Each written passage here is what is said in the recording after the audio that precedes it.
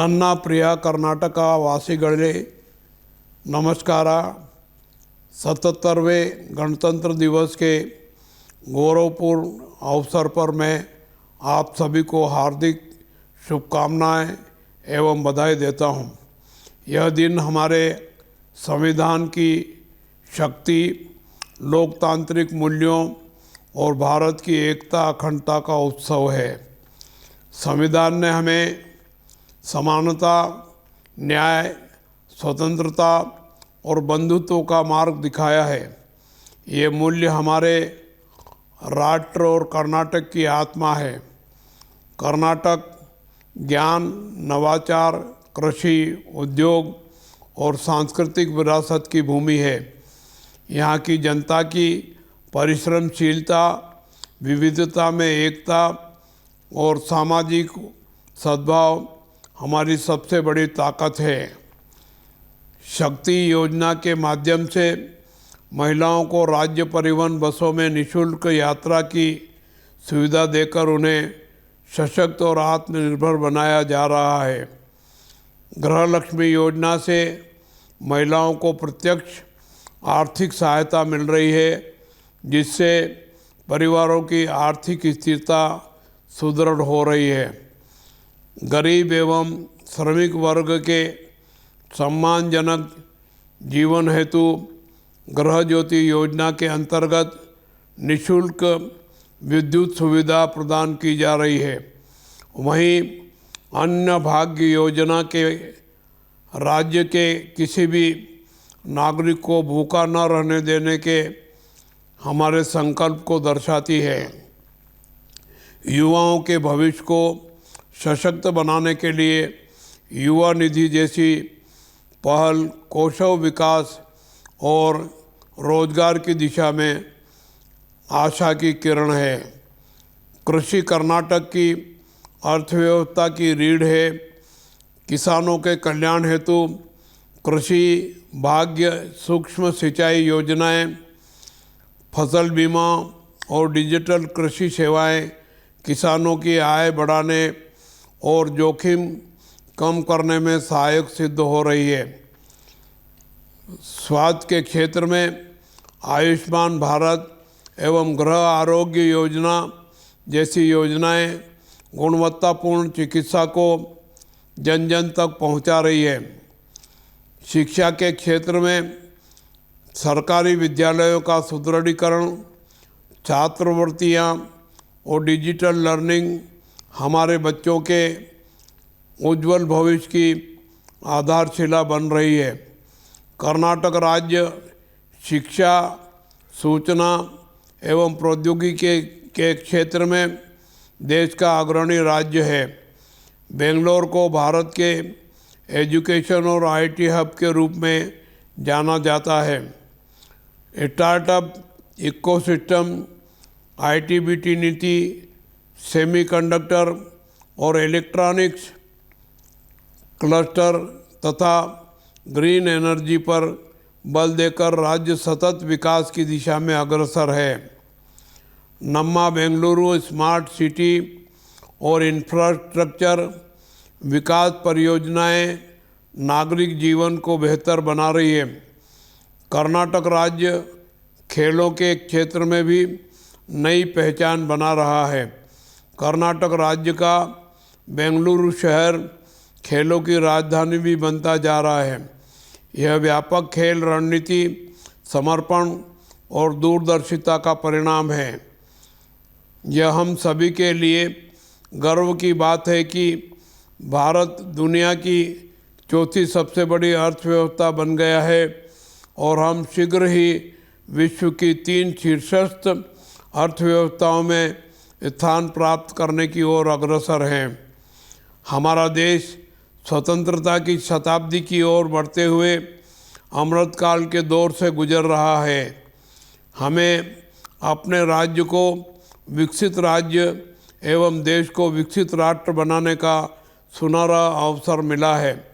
यह सब हमारे द्वारा 1950 में आज ही के दिन अपनाए गए अद्भुत लिखित संविधान के कारण संभव हुआ है। हम अपने संविधान निर्माता डॉक्टर B.R. अम्बेडकर जी और उनके साथियों का उनके महान दृष्टिकोण के लिए आभारी हैं, जिन्होंने हमें प्रगति के पथ पर चलने के लिए एक दिशा प्रदान की है। आज उनसे प्रेरणा लेकर एक नई राह और एक नए संकल्प के साथ कदम बढ़ाने का अवसर है। युवाओं से मेरा विशेष आग्रह है कि वे शिक्षा, कौशल, विज्ञान, प्रौद्योगिकी और उद्यमिता में उत्कृष्टता प्राप्त कर विकसित भारत के निर्माण में अग्रणी भूमिका निभाएं। महिलाएं, किसान, श्रमिक और उद्यमी सभी के सामूहिक प्रयास से ही समावेशी और सतत विकास संभव है। आइए आज इस अवसर पर हम सभी राष्ट्र की सेवा में स्वयं को समर्पित करने, देश की संप्रभुता, एकता और अखंडता को मजबूती प्रदान करने का संकल्प लें। इस शुभ संकल्प को सिद्ध करने के प्रयास के लिए आप सभी को मेरी हार्दिक शुभकामनाएं। धन्यवाद। जय हिंद, जय भारत, जय कर्नाटक।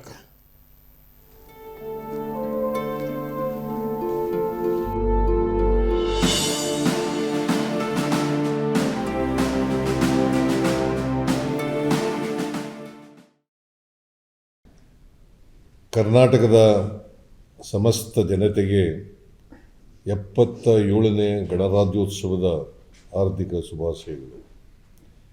ಭಾರತವು ತನ್ನನ್ನು ಆಳಿಕೊಳ್ಳಲು ರಚಿಸಿಕೊಂಡ ಸಂವಿಧಾನ ಜಾರಿಗೆ ಬಂದು ಇದೇ ಜನವರಿ 26ಕ್ಕೆ 76 ವರ್ಷಗಳು ಪೂರ್ಣಗೊಂಡಿದೆ. 77ನೇ ಗಣರಾಜ್ಯೋತ್ಸವದ ಶುಭ ದಿನವಾದ ಇಂದು ಸಂವಿಧಾನದ ಮಹತ್ವ ಮತ್ತು ಪ್ರಜಾಪ್ರಭುತ್ವವನ್ನು ಬಲಪಡಿಸುವ ಒಂದಿಷ್ಟು ಚಿಂತನೆಗಳನ್ನು ನನ್ನ ನಾಡಿನ ಜನತೆಯಲ್ಲಿ ಹಂಚಿಕೊಳ್ಳ ಬಯಸುತ್ತೇನೆ. ಭಾರತದ ಎಲ್ಲ ನಾಗರಿಕರಿಗೆ ಸಾಮಾಜಿಕ, ಆರ್ಥಿಕ ಮತ್ತು ರಾಜಕೀಯ ನ್ಯಾಯವನ್ನು, ಚಿಂತನೆ, ಅಭಿವ್ಯಕ್ತಿ, ನಂಬಿಕೆ ಮತ್ತು ಆರಾಧನೆಯ ಸ್ವಾತಂತ್ರ್ಯವನ್ನು, ಸ್ಥಾನಮಾನ ಮತ್ತು ಅವಕಾಶಗಳಲ್ಲಿ ಸಮಾನತೆಯನ್ನು ಖಾತರಿಪಡಿಸಲು ಎಲ್ಲರ ನಡುವೆ ಭ್ರಾತೃತ್ವವನ್ನು ಉದ್ದೀಪನಗೊಳಿಸುವುದೇ ನಮ್ಮ ಸಂವಿಧಾನದ ಆಶಯವಾಗಿದೆ. ಕರ್ನಾಟಕದಲ್ಲಿ 800 ವರ್ಷಗಳ ಹಿಂದೆಯೇ ಪ್ರಜಾರಾಜ್ಯದ ಬೀಜಾಂಕುರವಾಗಿತ್ತು ಎನ್ನುವುದನ್ನು ಈ ಸಂದರ್ಭದಲ್ಲಿ ನಾವೆಲ್ಲ ಹೆಮ್ಮೆಯಿಂದ ನೆನಪು ಮಾಡಿಕೊಳ್ಳಬೇಕಾಗಿದೆ. ಅದು ಸಾಧ್ಯವಾಗಿರುವುದು ಸಾಮಾಜಿಕ ಕ್ರಾಂತಿಯ ಹರಿಕಾರ ಬಸವಣ್ಣನವರ ನೇತೃತ್ವದಲ್ಲಿ ನಡೆದಿದ್ದ ಶರಣ ಚಳವಳಿಯಿಂದ. ಕೂಡಲ ಸಂಗಮದ ಅನುಭವ ಮಂಟಪ ಪ್ರಪಂಚದ ಪ್ರಜಾಪ್ರಭುತ್ವ ವ್ಯವಸ್ಥೆಗೆ ಮಾದರಿ ಸ್ವರೂಪದ್ದು. ಸಮಾಜದ ಅತ್ಯಂತ ಕೆಳಸ್ತರದ ಜನರೂ ಕೂಡ ಚರ್ಚೆಯಲ್ಲಿ ಸಕ್ರಿಯವಾಗಿ ಪಾಲ್ಗೊಂಡು ತಮ್ಮ ಅಭಿಪ್ರಾಯ, ಅಹವಾಲುಗಳನ್ನು ವ್ಯಕ್ತಪಡಿಸುವ ಸಮಾನ ಅವಕಾಶ ಅನುಭವ ಮಂಟಪದಲ್ಲಿತ್ತು. ಇದು ನಾವಿಂದು ಅನುಭವಿಸುತ್ತಿರುವ ಪ್ರಜಾಪ್ರಭುತ್ವ ವ್ಯವಸ್ಥೆಯ ಅಡಿಗಲ್ಲು. ಭಾರತದಲ್ಲಿ ನ್ಯಾಯಯುತ ಸಾಮಾಜಿಕ ವ್ಯವಸ್ಥೆಯನ್ನು ನಿರ್ಮಿಸುವ ಈ ತೀರ್ಮಾನ ಒಂದು ಚಾರಿತ್ರಿಕ ಸಂದರ್ಭದಲ್ಲಿ ಮೈದಾಳಿತು. ಬಾಬಾ ಸಾಹೇಬ್ ಅಂಬೇಡ್ಕರ್ ಅವರು ರಚಿಸಿದ ಈಗಿನ ಸಂವಿಧಾನ ಅಂಗೀಕಾರ ಆಗುವುದಕ್ಕಿಂತ ಮೊದಲು ಭಾರತದಲ್ಲಿ ಒಂದು ಅಲಿಖಿತ ಸಂವಿಧಾನ ಇತ್ತು. ಅದು ಅಸಮಾನತೆಯನ್ನು ಒಪ್ಪಿಕೊಂಡ, ಲಿಂಗ ಮತ್ತು ಜಾತಿ ಆಧಾರದಲ್ಲಿಯೇ ಮನುಷ್ಯನ ಯೋಗ್ಯತೆ, ಅವಕಾಶಗಳನ್ನು ನಿರ್ಧರಿಸುವ ಅಲಿಖಿತ ಸಂವಿಧಾನ. ಈ ಸಾಂಪ್ರದಾಯಿಕ ಸಾಮಾಜಿಕ ವ್ಯವಸ್ಥೆಯಲ್ಲಿ ಕೆಲವು ವರ್ಗಗಳು, ಅಂದರೆ ಶೂದ್ರರು, ಮಹಿಳೆಯರು ಮತ್ತು ಅಸ್ಪೃಶ್ಯರು ಸಂಪತ್ತನ್ನು ಹೊಂದುವ, ಜ್ಞಾನವನ್ನು ಗಳಿಸುವ, ಘನತೆಯಿಂದ ಬದುಕುವ ಹಕ್ಕಿನಿಂದ ವಂಚಿತರಾಗಿದ್ದರು. ಈ ಮನುಷ್ಯ ವಿರೋಧಿ ಅಲಿಖಿತ ಸಂವಿಧಾನವನ್ನು ತಿರಸ್ಕರಿಸಿ ಬಾಬಾ ಸಾಹೇಬ್ ಅಂಬೇಡ್ಕರ್ ಅವರು ಹೊಸದೊಂದು ಸಂವಿಧಾನವನ್ನು ಭಾರತಕ್ಕೆ ನೀಡಿದರು. ಭಾರತದಲ್ಲಿ ಆಧುನಿಕ ಹಾಗೂ ಪ್ರಜಾಪ್ರಭುತ್ವವಾದಿ ರಾಷ್ಟ್ರಪ್ರಭುತ್ವದ ಹುಟ್ಟಿನೊಂದಿಗೆ ಈ ಬಗೆಯ ತಡೆಗೋಡೆಗಳನ್ನು ಮುರಿಯುವ ಪ್ರಯತ್ನ ಪ್ರಾರಂಭವಾಯಿತು.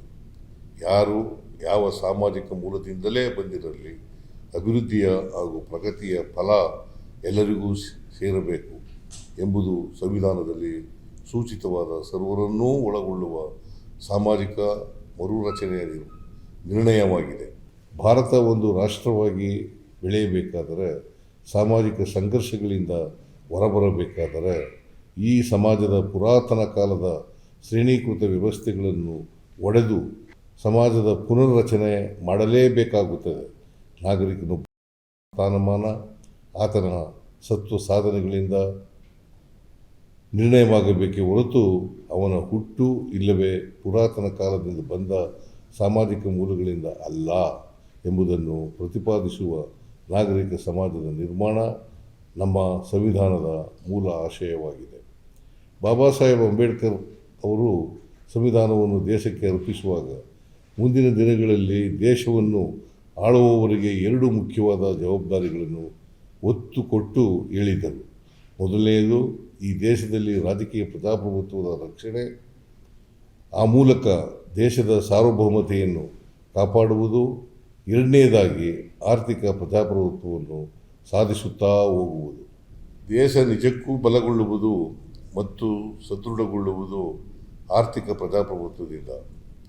ಇದನ್ನು ಸಾಧಿಸಬೇಕೆಂದರೆ ಸಾವಿರಾರು ಜಾತಿಗಳಾಗಿ ಮೇಲು ಕೀಳು ಎಂಬ ತಾರತಮ್ಯಗಳಲ್ಲಿ ಛಿದ್ರವಾಗಿರುವ ಈ ದೇಶದಲ್ಲಿ ಸಾಮಾಜಿಕ ನ್ಯಾಯದ ಮೂಲಕ ಆರ್ಥಿಕ ಸಮಾನತೆಯನ್ನು ಸ್ಥಾಪಿಸಿ ದೇಶವನ್ನು ಆಂತರಿಕವಾಗಿ ಸದೃಢಗೊಳಿಸಬೇಕಾಗಿದೆ. ಕೇವಲ ರಾಜಕೀಯ ಪ್ರಜಾತಂತ್ರದಿಂದ ನಾವು ತೃಪ್ತರಾಗಬಾರದು. ಅದನ್ನು ಸಾಮಾಜಿಕ ಪ್ರಜಾಪ್ರಭುತ್ವವನ್ನು ಮಾಡುವ ನಮ್ಮ ಪ್ರಯತ್ನ ಜಾರಿಯಲ್ಲಿರಬೇಕು ಎಂದು ಅವರು ಬುದ್ಧಿಮಾತು ಹೇಳಿದರು. ನಮ್ಮ ಸರ್ಕಾರದ ಎಲ್ಲ ಯೋಜನೆಗಳಿಗೆ ಮಾರ್ಗದರ್ಶನ ನೀಡುತ್ತಾ ಬಂದಿರುವುದು ನಮ್ಮ ಸಂವಿಧಾನ. ಅದರೊಳಗಿನ ಅಕ್ಷರಗಳಿಗೂ ನಮ್ಮ ಪಕ್ಷ ಮತ್ತು ಸರ್ಕಾರ ಬದ್ಧವಾಗಿದೆ. ರಾಜ್ಯದ ಜನತೆಯ ಬಡತನ, ಅನಾರೋಗ್ಯ, ಅನಕ್ಷರತೆ, ಅಪೌಷ್ಟಿಕತೆಯನ್ನು ನಿವಾರಿಸಿ ಹಸಿವು ಮುಕ್ತ, ಅನಾರೋಗ್ಯ ಮುಕ್ತ, ಅನಕ್ಷರತೆ ಮುಕ್ತ ಮತ್ತು ಭಯ ಮುಕ್ತ ಸಮಾಜವನ್ನು ನಿರ್ಮಿಸುವುದು ಚುನಾಯಿತ ಸರ್ಕಾರದ ಸಂವಿಧಾನಬದ್ಧ ಕರ್ತವ್ಯವಾಗಿದೆ. ಬಡತನ ಎನ್ನುವುದು ಅಪರಾಧ ಅಲ್ಲ, ಇದು ಅಸಮಾನ ಸಂಪತ್ತು ಮತ್ತು ಅವಕಾಶ ಹಂಚಿಕೆಯ ಫಲ ಎನ್ನುವುದನ್ನು ನಾವು ಮರೆಯಬಾರದು. ನಮ್ಮ ಸಂಪತ್ತು ಮತ್ತು ಅವಕಾಶದ ಸಮಾನ ಹಂಚಿಕೆಯಾದಾಗ ಮಾತ್ರ ಸಮೃದ್ಧ, ಬಲಿಷ್ಠ ಮತ್ತು ಕ್ರಿಯಾಶಾಲಿಯಾದ ಸಮಾಜ ನಿರ್ಮಾಣ ಸಾಧ್ಯ ಎನ್ನುವುದನ್ನು ನಾನು ಬಲವಾಗಿ ನಂಬಿದ್ದೇನೆ. ಸಂವಿಧಾನದ ಪರಿಚ್ಛೇದ 9 ಪ್ರಕಾರ ಪ್ರತಿಯೊಬ್ಬ ಪ್ರಜೆಗೂ ಜೀವನ ನಿರ್ವಹಣೆಯ ಹಕ್ಕನ್ನು, ಅಂದರೆ ಬದುಕುವ ಹಕ್ಕನ್ನು ನೀಡಬೇಕೆಂದು ಹೇಳುತ್ತದೆ. ಪರಿಚ್ಛೇದ 15(3) ಪ್ರತಿಯೊಬ್ಬ ಮಹಿಳೆ ಮತ್ತು ಮಕ್ಕಳಿಗೆ ಸಂಬಂಧಿಸಿದ ವಿಶೇಷ ಕಾನೂನು ಮಾಡಲು ಅವಕಾಶ ನೀಡಿದೆ. ಜನರ ಪೌಷ್ಟಿಕತೆ ಮತ್ತು ಜೀವನ ಮಟ್ಟವನ್ನು ಹೆಚ್ಚಿಸಿ ಆರೋಗ್ಯವನ್ನು ಅಭಿವೃದ್ಧಿಪಡಿಸುವುದು ಒಂದು ಸರ್ಕಾರದ ಪ್ರಾಥಮಿಕ ಕರ್ತವ್ಯ ಎಂದು ಸಂವಿಧಾನದ ಪರಿಚ್ಛೇದ 47 ಅಡಿಯ ರಾಜನೀತಿಯ ನಿರ್ದೇಶಿತತ್ವ ಹೇಳಿದೆ. ನಮ್ಮ ಸರ್ಕಾರ ತನ್ನ ಮೂಲಭೂತ ಕರ್ತವ್ಯವಾಗಿ ಗ್ಯಾರಂಟಿ ಯೋಜನೆಗಳನ್ನು ಅನುಷ್ಠಾನಗೊಳಿಸಿದೆ. ಸಾರ್ವತ್ರಿಕ ಮೂಲ ಆದಾಯದ ಪರಿಕಲ್ಪನೆಯಡಿ ಯೂನಿವರ್ಸಲ್ ಬೇಸಿಕ್ ಇನ್ಕಮ್ ರೂಪಿತವಾದ ನಮ್ಮ ಗ್ಯಾರಂಟಿ ಯೋಜನೆಗಳು ಇಂದು ಅನ್ನಭಾಗ್ಯ ಯೋಜನೆಯ ಮೂಲಕ ಆಹಾರ ಭದ್ರತೆಯನ್ನು, ಗೃಹಜ್ಯೋತಿಯ ಮೂಲಕ ಇಂಧನ ಖಾತರಿಯನ್ನು ನಾಡಿನ ಜನತೆಗೆ ಒದಗಿಸಿವೆ.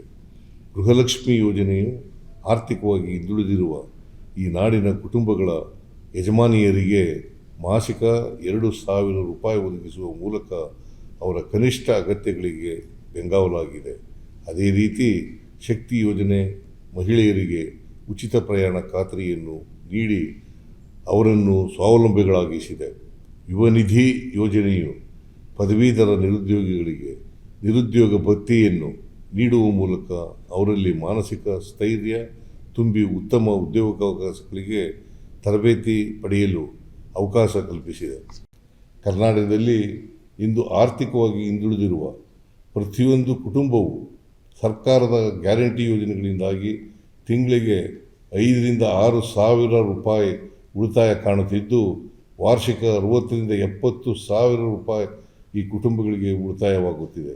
ಅದೇ ರೀತಿ ಮಧ್ಯಮ, ಮೇಲ್ಮಧ್ಯಮ ವರ್ಗದ ಕುಟುಂಬಗಳಿಗೂ ಸಹ ಗೃಹಜ್ಯೋತಿ, ಶಕ್ತಿ, ಯುವನಿಧಿಯಂತಹ ಗ್ಯಾರಂಟಿ ಯೋಜನೆಗಳಿಂದಾಗಿ ವಾರ್ಷಿಕ 25ರಿಂದ 30 ಸಾವಿರ ರೂಪಾಯಿ ಉಳಿತಾಯ ಕಾಣುತ್ತಿದ್ದಾರೆ.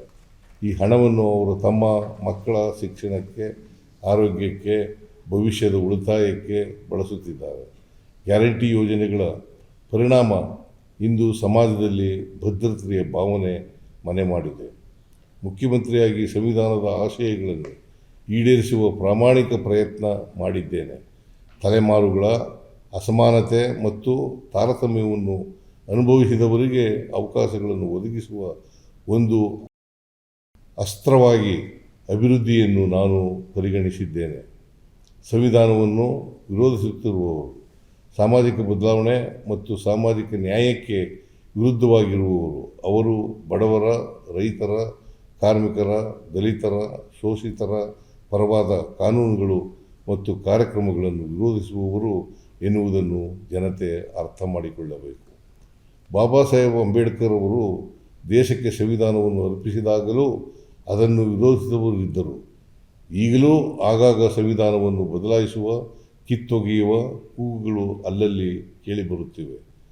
ಆದರೆ ಇದು ಸುಲಭದ ಕೆಲಸ ಅಲ್ಲ ಎಂದು ಅರ್ಥ ಮಾಡಿಕೊಂಡವರು ಅದನ್ನು ನಿಧಾನವಾಗಿ ದುರ್ಬಲಗೊಳಿಸುವ ಪ್ರಯತ್ನದಲ್ಲಿದ್ದಾರೆ.